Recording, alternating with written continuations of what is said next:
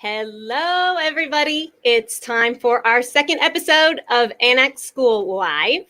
And today it's all about pink composite, but specifically how to achieve really realistic gingival aesthetics on patients with African ethnicity. It's something we've gotten a lot of questions about over the years with Annax Gum. Annax Gum, those of you who already use it, know that it actually has some really nice products for accomplishing a beautiful result to match gingival aesthetics from different ethnicities. But without further ado, let's start episode 2 of anaxSKOOL. Florian, hello. Nice. How are you doing? I'm good. How are you? Oh, I'm really good. It's not too late here in Germany, and so I'm happy to be back in the US. Not live in real, but it's a good feeling to talking to you all guys. And I'm really excited. It's my first time, and thank you, Tay, for inviting me for that fantastic anaxSKOOL. Yeah, you're great. So Florian and I have known each other for a long time. While we're waiting for everybody to join us, I'll give a little bit of background on you, Florian. Correct me if I'm wrong, but I think at this point, I know you pretty well. You know me. So Florian, I give him the title that I gave Phil last week, and it's very deserving, super technician. Florian's just one of those techs that not only understands the materials he uses, but Florian, you really try to understand the psychology of the patient, of the dentist, and really get down to what makes them happy. So I think that's one of the reasons you're probably drawn to pink aesthetics. Pink aesthetics aren't something that have typically been super interesting to people historically, not to everybody, but they've made a big move. I think there's been a big move toward focusing on pink aesthetics, especially on full arch restorations. Mm-hmm. So Annax Gum from Annax Dent, when we brought the product over to the US back in 2011, 2012, it was one of those kind of niche products. People would come up to our booth and say, not at technician lab shows, they knew what pink composite was for. But even dentists would come up to the booth and say, why do I need pink composite? What's that for? So let's just say, it wasn't the most popular product in the beginning. And it was a wonderful product, but people weren't looking for it necessarily. Things have really changed recently, and largely because of full arch restorations. So Florian and I met when he was actually working as a product manager for Annax Dent years ago. And he became somebody I really depended on to teach people how to use pink composite to get the best out of it and accomplish the closest match as possible to nature. So now Florian is no longer working with Annax Dent as an employee, but for the last years, he's been educating other technicians and dentists, teaching them his techniques. So we're really lucky because usually the education you guys are going to get today would cost you a flight from Stuttgart. I'm going to tell you that's not cheap. And he's a lot of fun to hang out with. He's a lot of fun to hang out with, but his time is valuable. So I really want to thank you for bringing your skills and your knowledge to us today, all the way from Germany. Thank you so much. Today, we're going to focus on something that we've gotten many emails and calls about that we've really not had any training materials on. So I thought this anaxSKOOL would be the perfect way to get people that information. How do you use Annax Gum to mimic the gingiva in patients from different ethnicities? Specifically today, Florian, when I asked you to do this originally, I wanted to cover 3 or 4 ethnicities today. And you were like, girl, it's an hour. I don't think so. So let's focus on one at a time. So today we're going to talk specifically about mimicking gingiva in patients with African ethnicity. That's not a catch-all. There are a lot of different coloration that you can find within those patients. But that's what we're going to focus on today. So I want to start out, and guys, please post your questions in the comments of this live feed. I'll be watching the comments once we get this first question out there. instead of waiting till the end like we did with our last episode, we're actually going to try to take your questions in real time. That should work a little better, we think. So the first question I'm going to ask is, what are the key aspects of pink aesthetics? Mhm. Yeah, we're talking about it's a really good question for me, because when I think about pink, when I go back maybe 8 years or 9, 10 years, I never think about pink aesthetic. And I have to say, I never take care about the pink aesthetic. It was for me like pink plastic, like regular dentures, and once I think about the pink cases, and it was time when I meet really good people, and I learn more about. So I will share my screen, because there's some stuff I want to talk about. And for me, the first thing what I learn is the perfect form and texture for the pink aesthetic. It's way more important than sometimes the shades. It's the same like for the teeth, form and texture is the most important. And Gingiva, they have also a really nice texture and surface, and we have to bring that in our case. We have to take care about all this area with the stippling and all that. Sometimes it looks like really high polishing, and it's never be flat, or there's always a texture inside, but the texture is not always the same. It's like with the teeth the same, so that the texture is always changing when you take a look for the natural gingiva. So that was the first part. I take care how to create a natural surface texture in my pink cases, and I try many brushes. So, and once I start using that brush from company Smileline, and that brings me a really natural aesthetic and the natural surface and texture of my cases. So let me ask you, I love the Smileline brush. I don't know if you guys have seen the video that we made with Florian. We just went live with it on YouTube, step-by-step pink composite. He used this brush a lot. So I actually called Chris from Smileline and started stalking those. We have them now. But one of the questions I've gotten about texturing the composite, stippling the composite, do you find that your glaze fills that back in when you glaze the composite afterwards? Or, I mean, is that an issue? I've heard of that. Yeah, so it's depend on the hardness of your stippling. If you take a look to that picture and just take a look to the pink composite and also to the brush, this is a hard brush, and the stippling is really, really strong. So, and I have to close that. It's impossible to polish that. So Yeah. the clays have to go inside and to close this strong stippling. It's not like we have to see that so strong after, but we get more deepness inside in our case, and the light breaks more, and it looks more natural. So it's good to close it with the glaze. Do you get feedback clinically that the texture causes problems with accumulation of plaque or staining? Do you find any kind of direct correlation with that, or no? I have many discussions the last maybe 7 years about that, and my friends, technicians, they always told me, the doctors, they don't like it because the patient cannot clean it, and it's not true, because if I can polish it over and I see no dust or no some polished paste inside, I can be sure that the case is closed. The surface is really close and safe. But of course, it's like it's.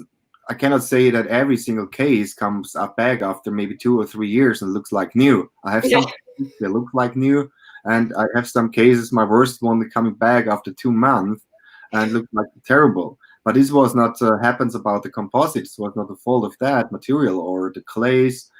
It was my fault because I don't cure the glaze at this time on with the right light. It was the time when I changed from the old one to the new one. So the new one, it works totally different, and we have to take care about the light. So at least it looks like the surface was cured, but it wasn't. So and this was the happens in this case why it's changing so strong after 2 months.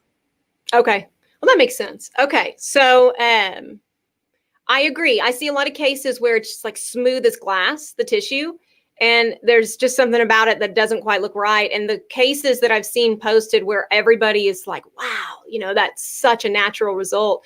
They all have texture, realistic texture, in them. So I'm glad you're covering that. Yeah. Yeah, so this is a really important point for me. Like also for me is the cervical design a really important part of our full arch cases.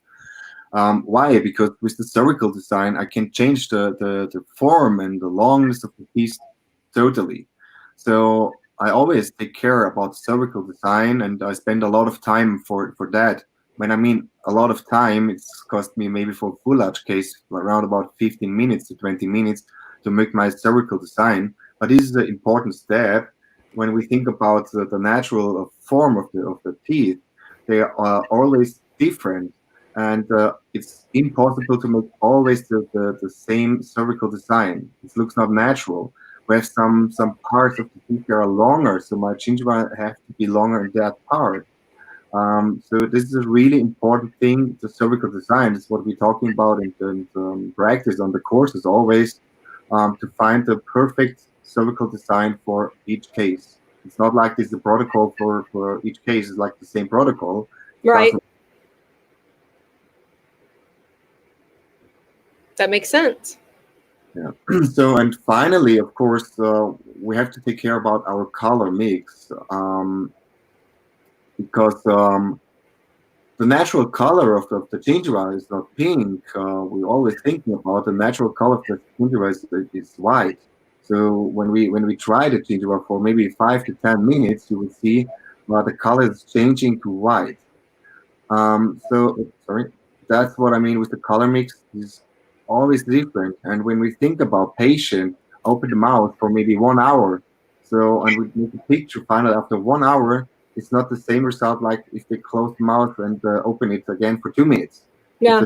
a different result. So the color mix is a really important thing for me when we think about gingiva. You can see it here on that picture. There are so many translucencies and so many colors, different colors inside. We have to take care, and we have always to take a look to the natural gingiva and the patient. That's a really important step.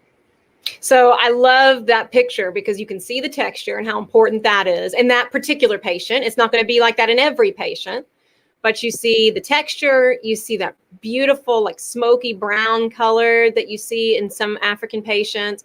I love that. And I know that I've seen some of your pictures before. I know we're going to see different colorations as well, but that one's really beautiful. It is. It's a really beautiful gingiva, and for example, for the next picture, you can see the difference. That's a natural gingiva, and it's totally different Yeah. from the patient before. From the one before. Yeah. Okay. So that actually leads me to my next question. And this is one that I've talked to you about before. So I kind of know a little bit of what your answer is going to be, but I've repeated what you've taught me a lot, and I'm excited for you to share that with everybody. What kind of photography do you request when you're doing a gingival shade match? Now, I don't ask about a gingival shade match where you're going to see that transition between the artificial gingiva and the natural. That's not what I'm talking about, like some sort of ridge lap crown or bridge or something. I'm talking about full arch, so typically on an edentulous patient. But what kind of photography do you ask for? What's your procedure for deciding what the coloration, the color mix needs to be? I told you before. So I had one case. It's like 3 years ago. It was a patient coming from Africa, and I never was thinking about before to make different pictures of gingiva. What I need, what kind of picture I need for that cases, and this was the first time because he have no teeth anymore. So I lose a lot of information. He cannot give me some pictures from when he was younger. So sorry, I go a little bit with the pictures because it's go to photography. And what I need is always I need a full mouth picture of each patient. It looks like that, for example, so I can see the texture of the gingiva really well. I can also imagine the shade of the case, and also just a little bit the translucency. This is a really important picture for me to start my cases. Another one is for me is the polarized photos when we can get that.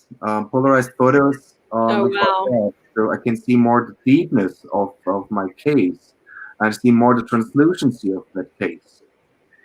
But this happens when I have a patient with the teeth, that's easily. But what we have to do when we have a patient without teeth, teethless patients, what my patient was, Yeah. that's a really, really important thing. So I have to move just my presentation. Hold on. I will Okay. show you that because it's like that. I was thinking, okay, what I can do. So I asked for family members. So I asked for maybe the children's or maybe sister or what else. Well, Say, those are the smiles they see now on a regular basis. So they probably develop, an association with what they see. That makes yeah, sense. it's also totally different, if there's a teeth inside or not, because with teeth you have more a whitish color under the gingiva. So and if we Sure. lose the teeth, so we lose all that information, and we have to bring it back. So that's what I did in my case. I make a picture of the family members. So this was one of the sons of him. I was really frustrated when he opened the mouth and showed me that and said, "Oh no, I lose all the teeth here." But I can imagine that how it looks like, and this was the first time I think about African pigmentation cases, because in the beginning I was thinking the gingiva is all black. That was the beginning, my thinking of that, but it's not true. When I see Right. that picture, it's not really like I was imagination before. There's a lot of pink and also some light pinks and not so much black color inside. So I make a lot of pictures of that family members, and then I start to create a color map of myself and say, what kind of colors I see outside from my Annax Gum system. So I make always a map like that. It helps me a lot to realize in which position I have to put my stains and my composite layer later. So that's a really important thing for me. I do that always in my pictures. So that's what I'm asking for my doctors too, my dentist, and say, please, I need exactly pictures like that. Okay, so what's interesting, I mean, I know on a Caucasian case, and I think a lot of full arch cases, a lot of labs, I think, just do the same thing every time. Not a lot of labs, but some labs do the same thing every time. I mean, you're not masking a transition line, so it makes sense. But I see something interesting. I mean, obviously, I knew I was going to see some brown pink paste in that case, but look at how the colors that you use on any case also are present there. So you've got orange pink, light pink, dark pink. Those are the three shades that you're going to use on any Caucasian case. It doesn't take a lot of manipulation of the coloration to get that result, even though it's a dramatically different look in the end. But exactly. So that's what I mean. Especially the gingiva looks always the same. If you have a patient from Africa, from US, from Europe, it's the gingiva, the color is always the same. It's just about pigmentation, about blood and thickness and all that. What changed the color of the gingiva. So that's what I learned in the past. The stains, the colors come always from inside. So if I have more deepness or if I have a pigmentation, I have to bring it inside in my case. And after I see the same gingiva like in a Europe patient, for example, or a US patient. So I see exactly the same. I see the orange pink, the brown, the light pink, and the purple Yes. pink. Okay. Now, this is one thing. I think people who use Annax Gum, a lot of them understand that the layering philosophy from Annax Gum is a little different, I think, than other systems out there. So maybe I'll stop right there and just explain a little bit, Florian, if you don't mind, that Annax Gum is a system of light cure paints that are just straight pigment, and then you layer composite over that. So you're talking about how you establish the overall color a lot in that first step where you're laying down the paints, correct? Mm-hmm. Okay.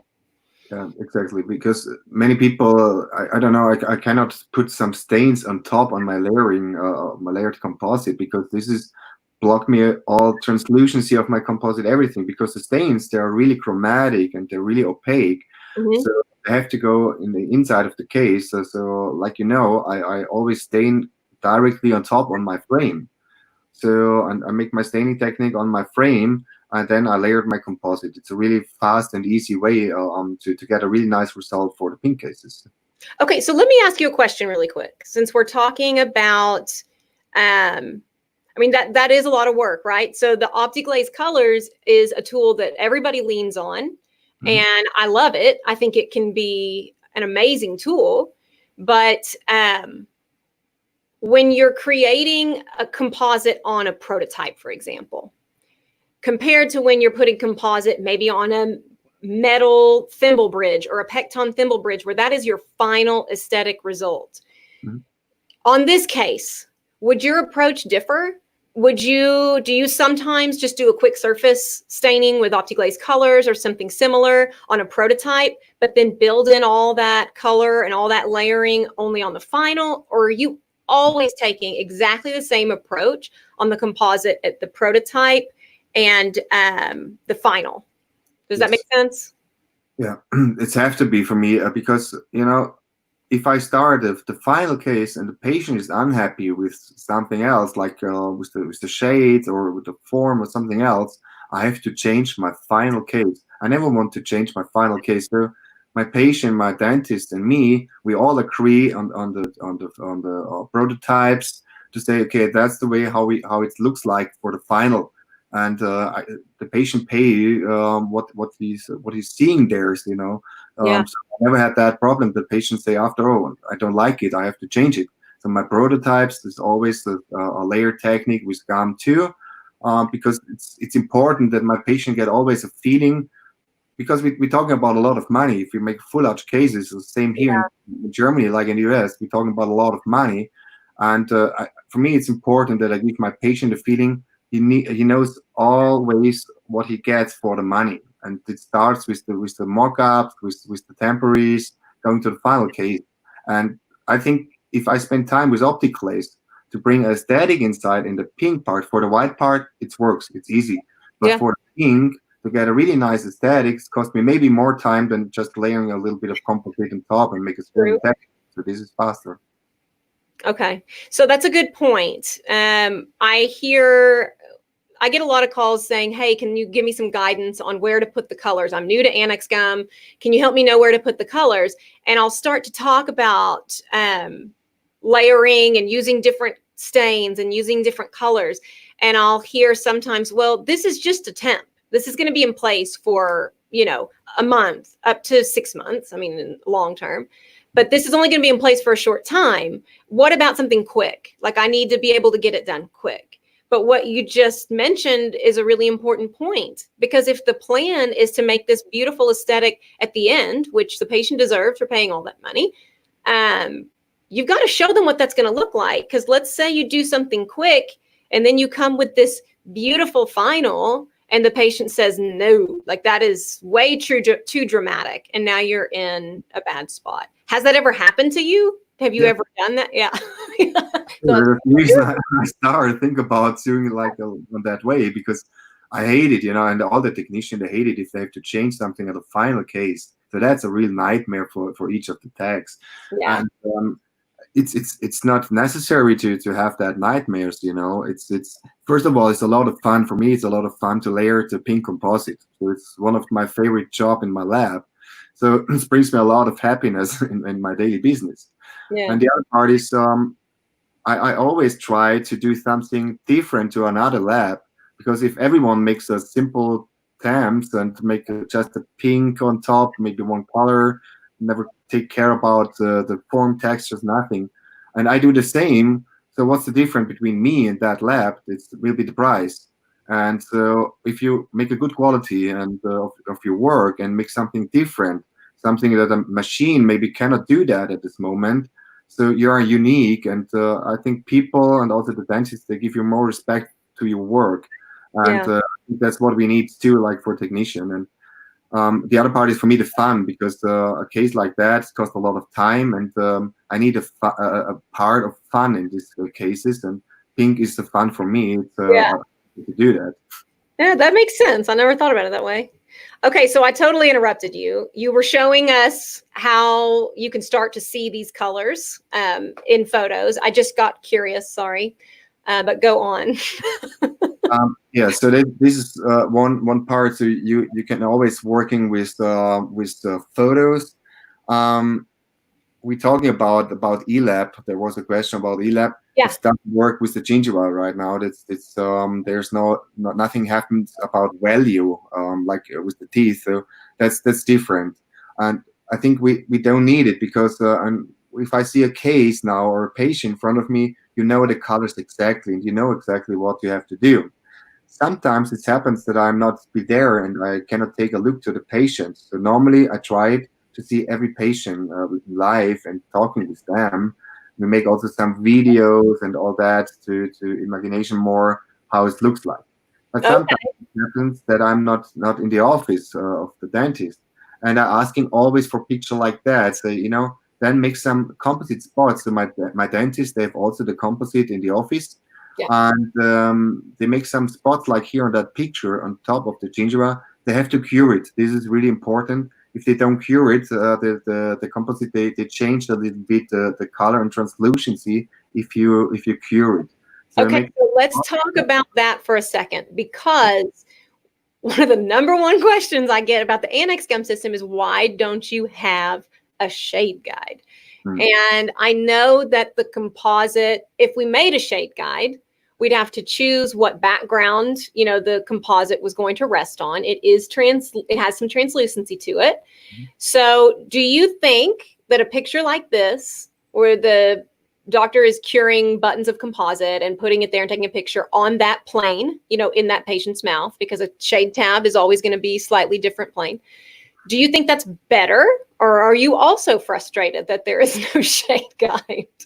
No, never. I had that discussion for many times. I had in my Annax time and all my courses asking for shade guides, and I learned that too. It's not coming from me. That's some tips from other great technicians. I learned a lot from Jungo Endo. My good friend Jungo Endo on the lecture explains that really perfectly. So if you have the option to see the lecture of Jungo, do that. You learned a lot. If I'm working a lot with Pacton, and Pacton is really opaque. So the material is gray. It's there's no value inside. Pretty. If I have that background or have a translucent zirconia, which is maybe a bleach or a one, it's changed totally. If I'm working with a pink opaquer or not, so I don't working with the pink opacers. But if you're using a pink opacers, change the colors always. So that means if you do a shade guide, you have to do a shade guide with maybe a Pacton, a piece of Pacton, with an opaquer, which one you use, and then you put the composite on top. And that for each dentist, I believe it's easier and cheaper to bring all your a composite and pay for that. Maybe it's cheaper and easier than doing all that shade guides. Well, and then they can even use the composite. They can use the shade guide for one thing. You send them the composite, they can use it on a class 5 or something. So I think that's actually a really good idea. So you're having dentists just make a little button of cured composite and placing it in the patient's mouth on the different shades so you can see how they compare and contrast. That makes sense. And those are like light pink, orange pink, dark pink, typically what you're going to see in any Caucasian patient. So with the purple pink and brown pink, if you have a patient where the doctor is seeing tones like that, they're going to add those 2 maybe or 1 to the picture and see. But yeah, that looks really good. Okay. Yeah, it's totally makes sense for me. And get a really nice result. For full arch cases, this is most of the time not so necessary, but sometimes when you have a gummy smile and I make it too, yeah. So do you, for edentulous patients, are you usually getting, I'm sorry, but I have to pull this up because it's funny. Peng has a comment for you. Beaver always has the best hair, even on Zoom. First of all, this is not Zoom, Peng. This is better than Zoom, okay? But yes, your hair does look spectacular, Florian. I have to agree. So I think for edentulous patients, obviously, you can't get this picture. There are no teeth. but you can place the button still. You can get pictures of when the patient had before they lost their teeth. Obviously, those are always something that I'm assuming the doctor and is going to be able to provide or would want to provide to you if they can. But yeah, I like it. You know, with a denture, it's much more. It's easier with a denture, and especially if you have patients coming from Europe, from Germany, for example, or in the US, you can working with the protocol, which works in most of the cases. You know, it looks good, but that's not happen with patients coming from Africa or maybe from South America or Mexico. They, a lot of Asia people, is totally different. And it's also here in Europe. If I take a look to a guy from Spain, in the north part of Spain or in the south part of Spain, close more to Morocco, they change the colors. They have more pigments. They are darker, and but here in Germany, I can work with a let's say with a protocol which works for denture most of the times, like 90%. And I believe that's working in the US too, but not for pigment cases. Yeah. So do you have some more cases you can show us where you have one patient that you showed pictures of on Facebook?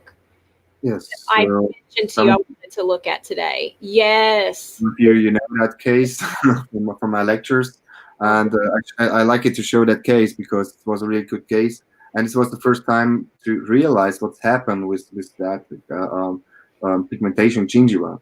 So that was a patient coming from Africa. Family lives here in Germany, and he spent for 3 weeks, 3 months in Germany to see the family, and that's what we did with the patients. So we changed a lot. We make an upper and lower case with dentures and locators, and that was the final one.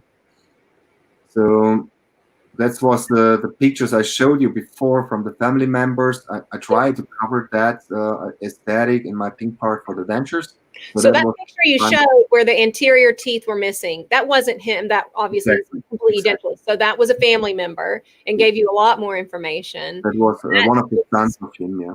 Yeah, okay. I mean, that looks so similar to the pigmentation in his son. That's beautiful. That's beautiful.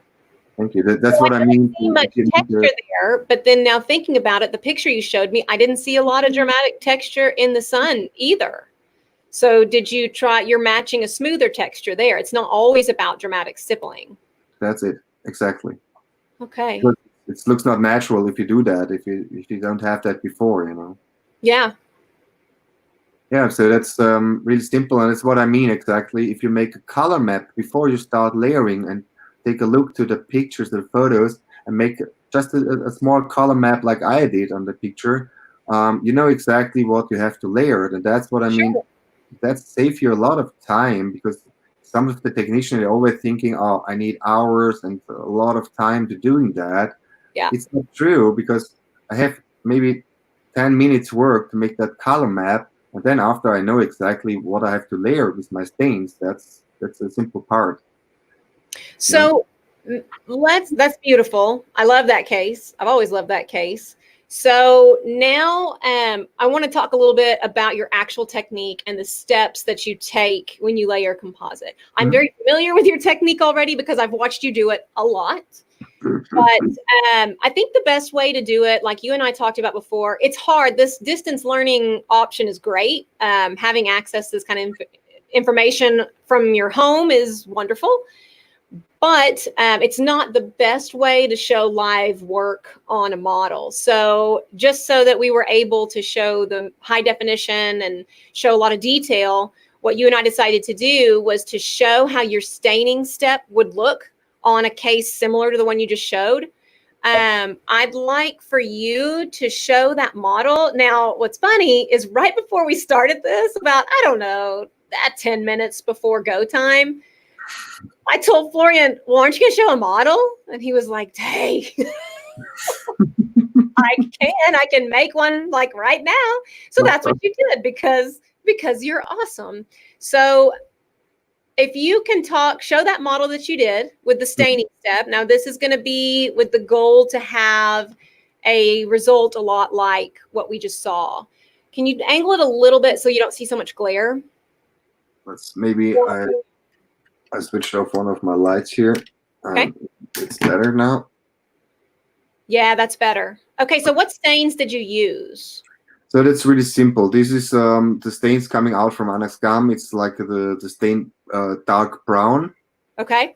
I use the stain red, and I'm using from the also from Annax then, but it's a different staining kit. It's the Colors S kit, and I'm using the brown, the Choco from these stains. Choco. The Choco. In America, we say Choco. Okay. Yeah. Okay, so that's what I'm using. Just that three stains. That's it. Okay, so and a lot of what you're going to layer on top of that to get that final result, it's just the same: light pink, orange pink, brown pink. Okay, so what I think might help, I don't know how many people have seen the video that we just published on YouTube a couple days ago. Probably not many. So I have that I can share, and we can kind of see you working. Now, the case in the video is a Caucasian case, but showing the brown pink or the brown stains and the red and the purple that you just showed, I'm going to show a little bit of the video, just you moving those paints around.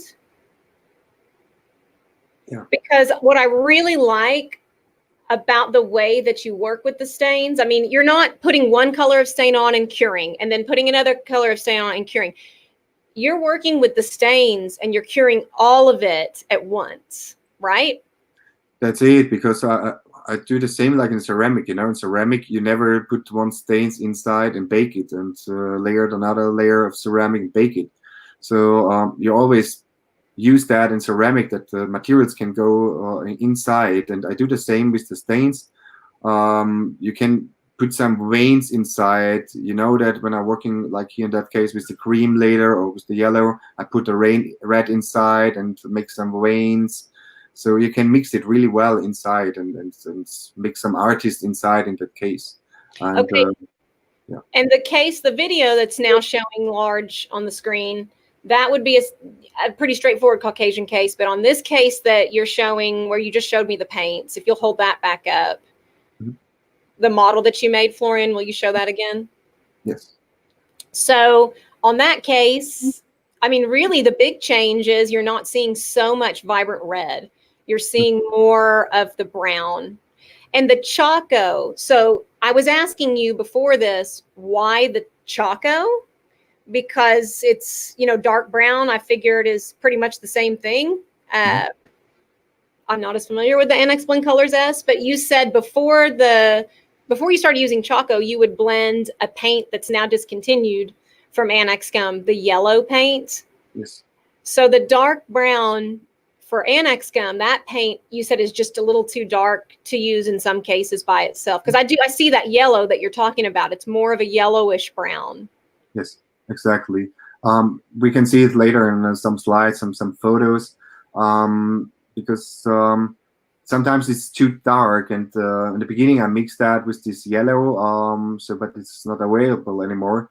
There's a yellow also inside in this Colors S kit, but it's much easier for me to using this Choco or the other brown inside in that kit. Okay.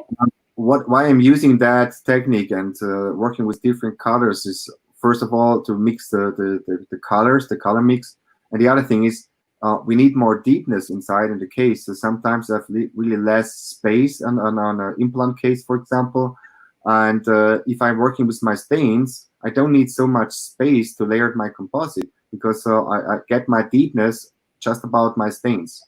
Right. Yeah. You get your depth, Yeah. your deepness. I'm sorry. I love your German English. Okay. So after you have done, you're getting a lot. I mean, your hair might be the most popular thing about this whole broadcast, by the way. That's easily, Alex, because I didn't have gray hair. Now, this is just part one of anaxSKOOL with Florian. Wait till you see his hair in part two, Alex. Just wait. Just wait. Okay. So paints, after you really establish your pigmentation with the paint. So you've established on the model, you have there a really brown, kind of violet, a little yellow in different areas. And then after that, you're layering the composite paste in your preference. Have you ever preferred flow over paste, or have you always, and I'm going to pull up the part of the video where you're working with the paste, because I think people who are new to Gingiva composite, actually, I've told you this, I don't think people really understand like how you manipulate it. Putting it into the sheet, you start to see the translucency of it when you put it out into a flatter layer.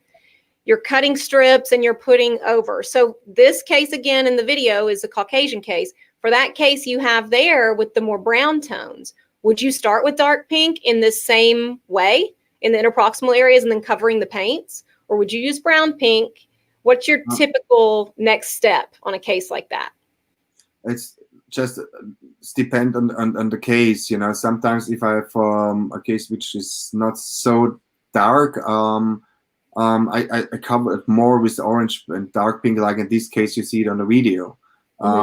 And I can show you later a case or a patient. You can see you need more this dark brown, and if you cover that too much with dark or orange pink, you lose that strong color. So it's dependent on the case, but the thing is you can work on regular case, on a regular case like that, for example, which is a protocol which working on the African case too. Because it's nothing happened. You see it on this picture. There's a lot of light pink, orange pinks, dark pinks inside. Yeah. Now let's pull up one of those final pictures of yours again of that case, the denture case. Will you share that again? This one. Yes. Okay. So is that light pink on the cervical area? Yes, that's, for example, you can see the light pink on the cervical. I go inside in the papillas with more dark pink. Okay, just like that, just like the video that we were just showing, that was dark pink in the papilla. So that was a similar approach. Similar, yeah. And you see here the pigmentation is really down under in the cervical. So that's why can I use these stains? And remember when you saw my first time when I started with these stains, it was really it's really strong and it's really a lot. But that's what I mean. So if I have more space on the case, more thickness for your pink part, you need more composite on top. So you need more strong stains. If I have less, a really thin pink area, I don't stain that so much, not so strong, and this looks also perfect. So I can play a lot with these stains and compare with the composite. Okay, so I want to show another part in the video now. Because in our video, you put the stains down, they look super dramatic, just like you said. Then you layer the dark pink over the stains. And then after you cure that, you're going in with the orange pink. So I'm going to share my screen again and show a little bit of that. Because before I start this playing, you can see like that's just one thin layer of the dark pink paste over those dramatic stains. So when you're putting the orange pink on, I know you typically are, you're following along. You're not going linear on the interproximal line anymore. With that, you're starting to build that composite in over the root eminence. So that was, but did you use orange pink on that? That was, yes, this was orange pink. And on that case, you mean the denture? There's also in the denture, there's some orange pink, but here you can see it on the canines, because the canine, they like it to have more of this orange pink. That's pretty good. And you're asking me about flow and paste, if I'm just working with paste. I love it to work with the paste, because my meaning is I want to save time to finish a case. And when I'm working with paste materials, I can create all my textures and all my cervical areas before I cure it. So that means I don't have to grind it anymore. I can do that with a flowable material. So I prefer to have that paste materials to getting faster in my case, because I want to save time. And I can finish now a denture in 1 hour. And when I cured my surface texture, my cervical, everything is perfect. I don't have to grind it anymore. That's the Yeah, reason I that's wanted to true. pastes. So I do see when I go to labs, I find people, there's one system in particular that I think became popular with a few different full arch materials from Bredent, the Crayoline Flows. So I remember going into a lab and they said, hey, we just want to know how we can get a nicer definition on the gingival roll just along that margin. So I looked at what they weren't happy with. And it was really strange. Like it didn't look like what I'm used to seeing, because we're typically showing pastes and how, you manipulate that paste exactly how you want it. Mm-hmm. And so then I found out they were basically just applying that flowable to cover the area. And then they were curing it and using a hand piece to go back in and grind it. So that seems so backwards to me. I think just because I'm used to the way that the Annax Gum system works. But I can imagine that with flow, it would be much more difficult to control that. Yes. Because, I mean, you can see in this video, like the way that you're able to build that shape, and it doesn't lump, like it doesn't go away. When you form the shape, you do the shape, the form, the texture, you're not having to spot cure that. You're just continuing on with your work. Okay. Yeah. I can match the colors, everything. So that's for me perfect tool, especially with that instrument. It's going really fast, it is a really fast process. So I don't spend so much time like you see it on the video. I don't spend time now to create my cervical something. I just layered my colors, bring it just a little bit in form, and then I cure it. And like you see on my denture, on the last picture you can see on my presentation, the surface here and the texture is everything done by my brushes. So I never grind something else on that denture. Everything what you can see it here is built up with these brushes, with this rubber instrument from Smileline, and also the gum brush. So that's the reason why we're talking about to make these kits, that you have exactly the instruments which you need for some cases like that. Yeah, actually, so in the process of making the video with you, we realized we have a set of composite instruments from Smileline that we offer and have offered for a long time, because our customers have definitely given us feedback. They're the best tools they've used, especially the silicone tips are really nice. But we didn't ever carry the gum brush. And then you came, and I actually asked you when I was editing the video, hey, Florian, that like old used up brush, like the ratty looking brush that you use, what kind of brush was that? Did you just cut it off? And you started laughing. You said, oh, Olivier from Smileline's going to love that. That's actually like a special brush. I forgot to tell him that, Olivier, if you listen to that, it was not an old ceramic brush. I told you, it looks like my daughter's hair after she goes swimming. Like it was, but it's a real product that's made that way for a reason. So yes, we started carrying that. We actually are doing a double-ended handle where the hard and the soft brush are on either end. So it's kind of cool. And shout out to Olivier to make up for my mean comment about his brush. Alex says Smileline rocks, and we agree. We agree. So I have a good question from actually not a technician, but Rachel from Annax North America, who's our customer service person. She has a question for you. And I know why she's asking this question. So we've talked so much about laying the stains down and creating the gingiva pigmentation from the stains. And then we're layering these pastes on top that have this slight differentiation in color from each other. Is that necessary? Like, what if is there a way, have you ever tried to do it to where you put all that time into painting the colors on just how you want them, and then maybe put light pink all over or orange pink all over? Like, is there a way, since you're putting so much color underneath, could you use just one of those pastes and just put your form and texture into that? It's possible. So if you make a really good staining technique before, and it's like an internal staining with the ceramic rounds and layering just enamel, for example, it's the same here.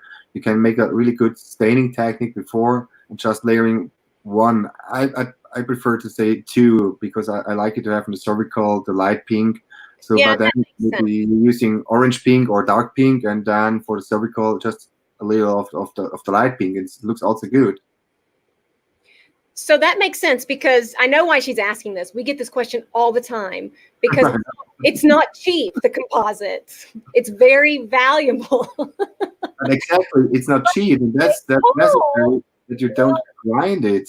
You know, if you grind it, you lose a lot of composite. It makes no sense. That's a good point. That's a good point. But the point I was going to make is that people will call and they have no pink composite. They don't have any stain. They don't have any composite. They need to get started from zero. Mm-hmm. So they look at the cost of a kit. It's like $750 or $1,000 to get everything. So the first question they ask is, what do I absolutely have to have? And we find ourselves sometimes having to help them pick which two composites they're going to use. But really, we should be talking about what stains they're going to have first, and then a light pink and an orange pink, maybe, or probably light pink and orange pink, right? If you're just going to use two shades over a really nice stain technique.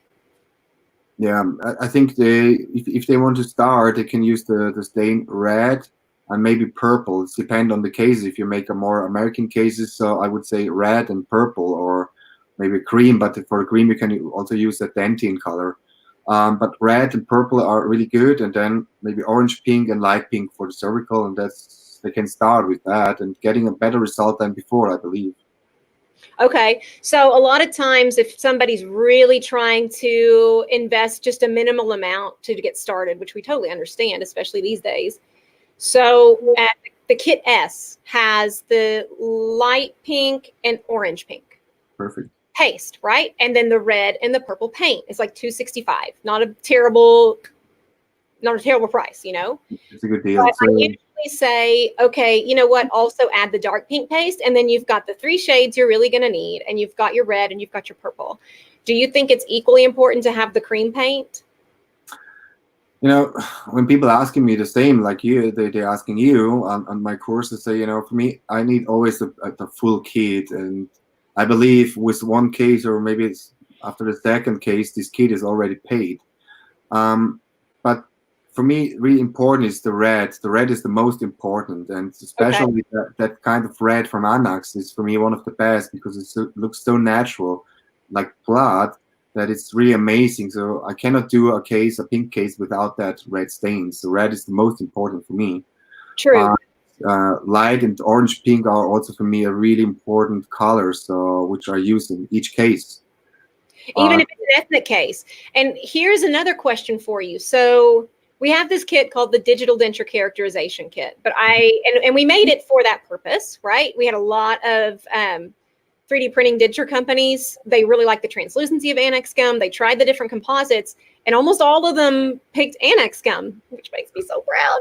But we decided, okay, let's make a kit that's not quite as expensive as the master kit that has every single shade. Let's make sure that people are getting what they're going to use right away. So they're not looking at this thing they bought, you know, that has expired now because they didn't really need it. So I call it the greatest hits kit, and we sell it to a lot of customers who are just getting started too. But it doesn't have purple pink paste. It doesn't have brown pink paste, and it does not have the dark brown stain. Do you find that any of those items, the brown pink paste, purple pink paste, and dark brown stain, do you find that those are useful on more cases than we might imagine? Is it or do you think it's right to leave those out of that starter kit? I think the purple pink, I use also in a lot of my cases the purple pink too, because especially the purple pink they're more translucent than the others. So I use the purple pink too. Brown pink and the dark brown stains, you just need it for a pigmentation case. So that makes sense. So. Okay, so if somebody has that kit S, that little kit that they got started with, or they have the digital denture kit, and they have a case like this one that you're showing right now come in, really all they need is they could get the Choco stain, right, from Annax Blend Colors S. They could start with just the dark brown though, right? If you had to pick one or the other to start with as they're developing their skills to reach those kind of pigmentations, which one would you say is most important? I want to show some of the pictures which I get from my good friend Victor Castro, because then you can see it more and it's easier to understand. For example, if you take a look to that case, and you see here there's dark pink, there's a purple pink, just also a light pink inside, and from the stains more the choco, not the dark brown. Okay. So you didn't use the dark brown stain on that one. You would use, I know it's not your case, but if you were to match that, you would use the Choco. You just look at that and know it's not dark enough to need dark brown. Exactly. I'm going to use the Choco. Okay, that makes sense. We have to talk. These are all African people, you know. So, and here the same. Here you can see I need this dark brown, so I'm using the paint brown. But also here I can have a stained reds inside. I see here more a brown pink from the composite, but also an orange pink. So that's changing in all the cases. That's what I mean. If you have a case like that, because it depends on which area they come from, Africa. Is they coming from the south, from the north, from the middle of Africa? It's changed a lot. They have more pigmentation, like here, for example. But here's also a good mix between the stained choco, stained brown, just a brown pink. There's always a lot of colors inside. Here, we missed the light pink, for example. On the cervical. Oh, yeah, it's not light at all. Yeah. So it's really interesting if you take a look to many patient cases and take a look for the gingiva. It's really sometimes it's not easy, but that's what I mean. We have to try to educate ourselves, make pictures, and find out which colors they're inside in the case. Well, and I think, certainly before I started working with dental lab products, I didn't see the colors I can see now. So I can see how Victor, actually, it's funny you bring his pictures up, because Victor did a lecture not too long ago where he played a video that was just a really fast slideshow of pictures exactly like this. Pictures with retracted lip where he's always looking at the form, the texture, the chroma in the teeth, the gums. And he said he just leaves that up on a loop. Yes. And when he needs to take a break or he wants to, just get a little bit of inspiration, he just looks over and he watches that thing on a loop. So it makes sense to me because his eye is going to pick up on so many colors because he's looking and he's looking for them. But it's amazing. I think a lot of technicians that haven't been challenged to replicate the pink aesthetics in a case before, right. Probably it seems like looking at pictures, asking your buddies for pictures, asking your dentist for pictures is probably a good place to start. Oh yeah, it's the same. Like some friends, they sent me some picture of patient and ask me which colors they have to use, and after maybe 2 or 3 cases, they never ask me again because they know that the colors. This is the reason I don't need the shade guide. I need to train my eyes to the colors to see the colors. I think it's more important. And sometimes we have some imagination in our mind to say, like here in this case, thank you, Alex, and thank you, Danielle, for that picture. Sometimes we think about, now this is also a beautiful girl coming from Jamaica. The gingiva have to be more